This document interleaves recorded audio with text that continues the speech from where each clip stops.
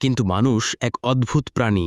যখন তার রব তাকে সম্মানিত করে এবং নিয়ামত দান করে পরীক্ষা করেন, তখন সে বলে, আমার রব আমাকে সম্মানিত করেছেন।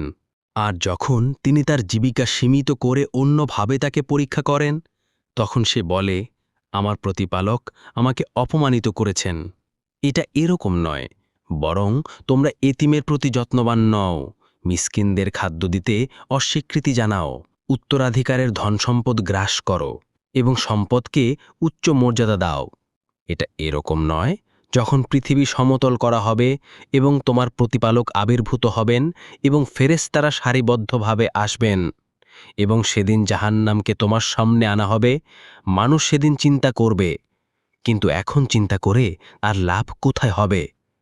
সে বলবে, যদি আমি আমার এই জীবনের জন্য কিছু আগাম পাঠাতাম, তাহলে সেদিন আল্লাহর শাস্তির মতো আর কোনো শাস্তি থাকবে না।